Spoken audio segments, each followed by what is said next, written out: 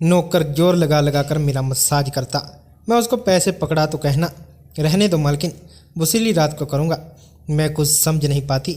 जैसे जह वह मचा करता मुझ पर खुमारी बढ़ती ही जाती और मैं सुकून से गहरी नींद सो जाती। लेकिन एक रात मुझे नींद नहीं आई, मेरे हाथ उड़ गए।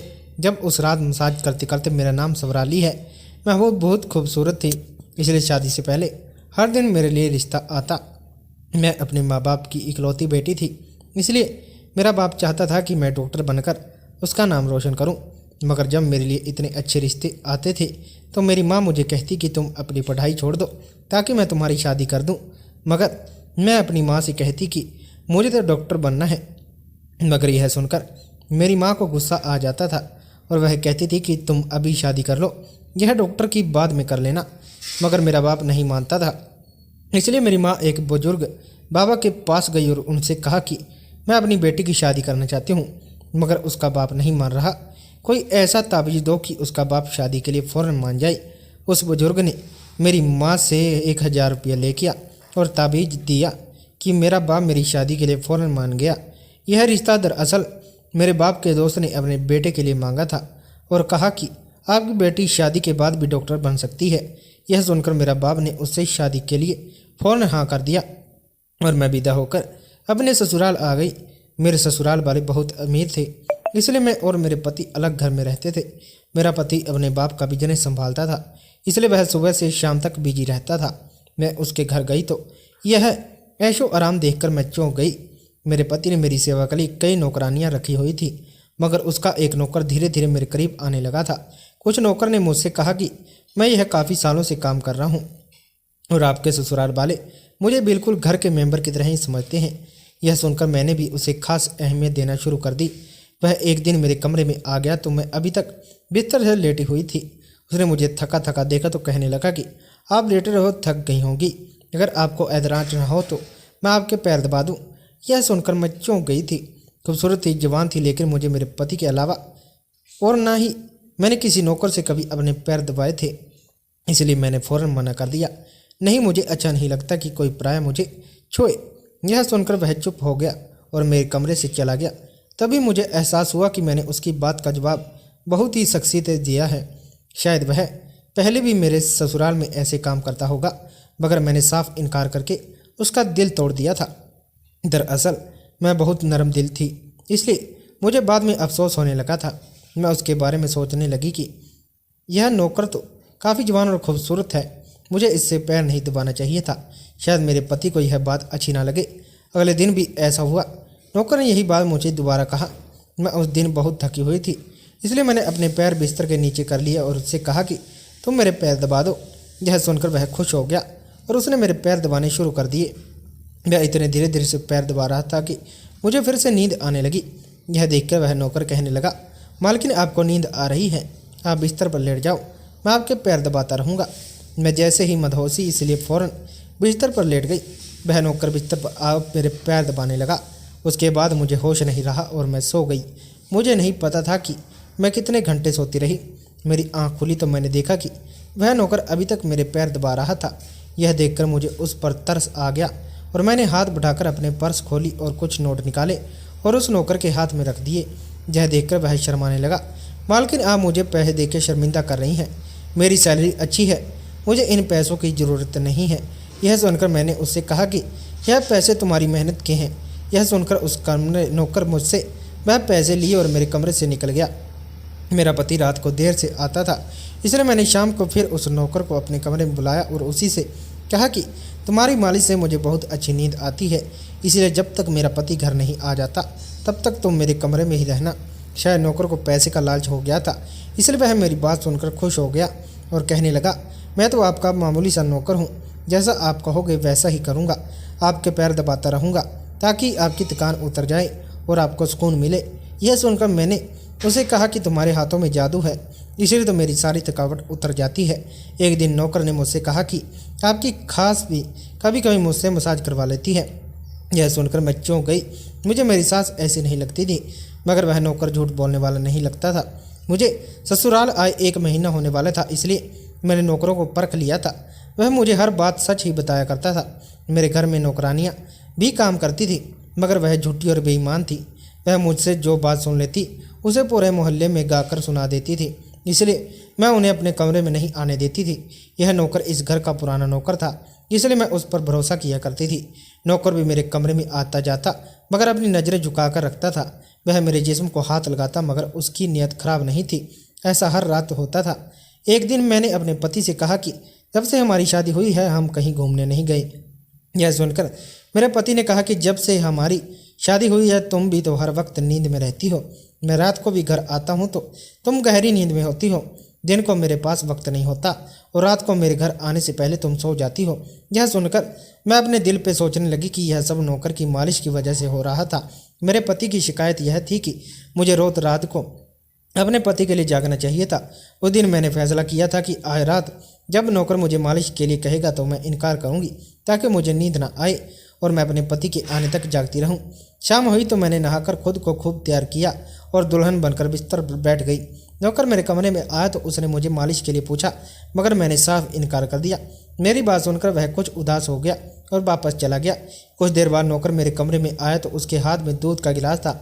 मैंने खाना नहीं खाया था इसलिए फ़ौरन दूध पी ली और अपने पति का इंतजार करने लगी, मगर मुझे नींद आ गई और मैं सो गई। सुबह मैं जागी तो नौकर फ़ौरन मेरे कमरे में आया और कहने लगा, मालकिन आपके लिए नाश्ता लेकर आया हूँ। यह सुनकर मैंने अपने पति के बिस्तर की तरफ देखा, वह खाली था। यह देखकर नौकर कहने लगा, मालकिन जो जरूरी काम था वह नाश्ता करके चली गई। यह सुनकर मेरा मूड खराब हो गया। मैं रात भर उसका इंतजार करती रही मगर वह सुबह होते ही ऑफिस चला गया। मैंने नौकर से कहा कि मेरे लिए चाय ले लो आओ। नौकर कमरे से बाहर निकल गया। तभी मैंने अपने जिस्म की तरफ देखा तो चौंक गई। रात को मैंने दुल्हन का कपड़ा पहना हुआ था मगर अब मेरा जिस्म पर कोई और कपड़े थे, मगर मैंने अभी जेवरात पहने हुए थे।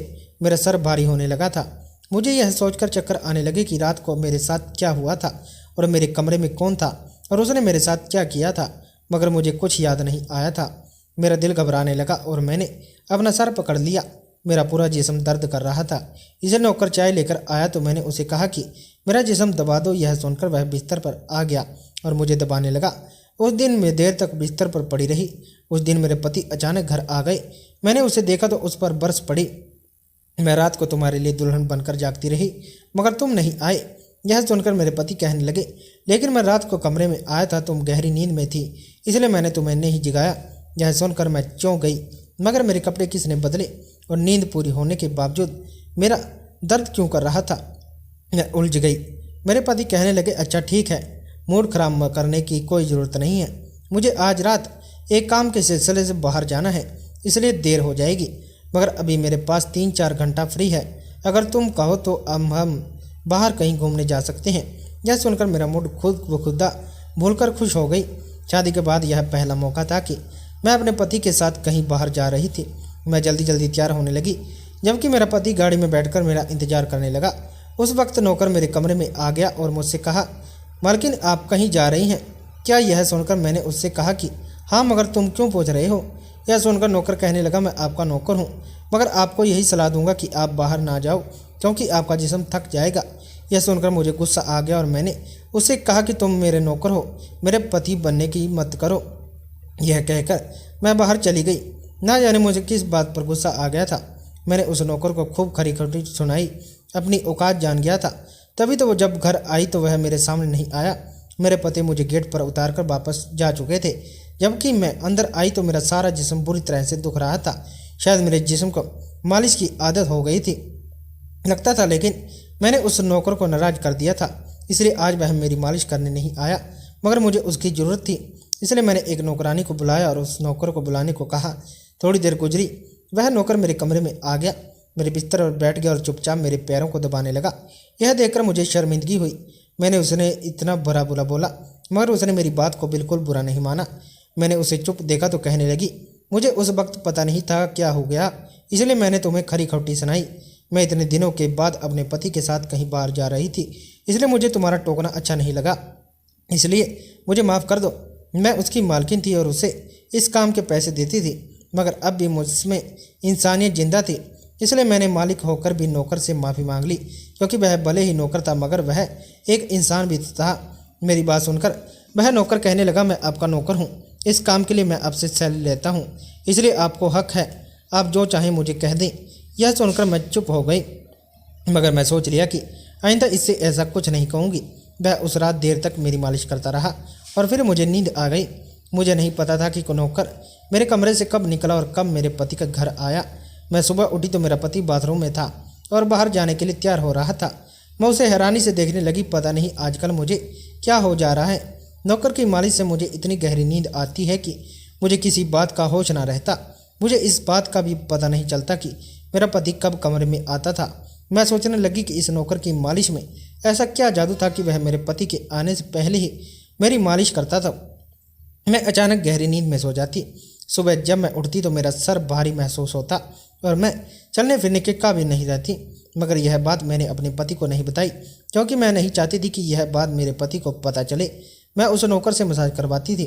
एक दिन मेरा पति दिन के वक्त घर पर ही रहा। मैंने नौकर से घर के सारे काम करवाए, अपने कमरे में नहीं आने दिया। नौकर भी घर के सारे काम कर रहा था और मसाज वाली बात किसी के सामने अपने मुंह से नहीं निकाली। मैं भी चाहती थी कि यह बात किसी को पता न चले। इस दौरान जब मेरा पति घर से बाहर जाता, मैं उस नौकर से कमरे में बुला लेती। मगर एक दिन मेरा पति अचानक ही घर आ गया और मैं कमरे में थी। यह सुनकर मैं बहुत घबरा गई और सोचा कि पति के आने से पहले नौकर को भगा दूं। मगर यह नौकर भी बड़ा समझदार था। मेरे पति के आने से पहले दूसरे काम पर लग गया और मेरे पति को कुछ पता ही नहीं चला। मैं मसाज घर की नौकरानियों से भी करवा सकती थी, मगर उस नौकर के हाथ में कुछ जादू था कि मैं उसे हर रोज़ अपने कमरे में बुला लेती। मुझे पता नहीं क्या हो गया था। जिस रात मैं नौकर से मसाज करवाती, उस रात मेरे पूरे जिस्म में दर्द हो जाता। सुबह मैं जागती तो मेरा सर भारी हो जाता और मुझे थकान भी महसूस हो जाती। एक रात मैंने नौकर से मालिश करवाई और गहरी नींद सो गई। सुबह मेरी आँख खुली तो फिर से मेरे कपड़े चेंज हो चुके थे। यह क्या माजरा था? ऐसा कौन करता था? क्या मेरे पति मेरे साथ ऐसा कर रहा था? मैं सोच में पड़ गई। मैंने शीशे के सामने जाकर देखा तो चौंक गई। मेरे पूरे जिस्म पर लाल निशान पड़ गए थे। यह कैसा निशान था? मैं अपने जिस्म पर हाथ फेरने लगी। मैं जैसे उस निशान को मिटाना चाहती थी, मगर ऐसा ना हुआ। अगले दिन फिर मैंने अपने जिस्म को देखा कि निशान खत्म होने के बजाय फैलने लगा था। मैं घबरा गई। तभी मेरे कमरे में नौकर आ गया और उसने मुझे मालिश को कहा। मैं उस निशान को छुपाना चाहती थी, इसलिए उसे कहा कि आज तुम सिर्फ मेरे पैर दबा दो। उसने मुझसे कुछ नहीं पूछा, मगर मैं अंदर ही अंदर डर रही थी। किसी दिन मेरे पति ने यह निशान देख लिए तो मैं उसे क्या जवाब दूंगी? मैं यह सोच सोच कर थक चुकी थी, इसलिए मैंने तकिए पर पैर रख दिया। नौकर मेरा मसाज करने लगा। मेरी आंखों नींद बंद होने लगी थी। तभी मुझे नौकरानियों ने ऐसी बात कह दी जिसे सुनकर मेरे होश उड़ गए। उसने मुझसे कहा, मालकिन आप मुझे बहुत अच्छी लगती हैं। मेरी आंखें बहुत बोझल होने लगी थी। मुझे उसकी बात समझ नहीं आई और फिर मैं गहरी नींद में सो गई। सुबह मेरी आंख खुली तो मेरा पति भी बिस्तर पर लेटा हुआ था। मेरा सर भारी हो रहा था और जिस्म दर्द से छूट रहा था, मगर उसके बावजूद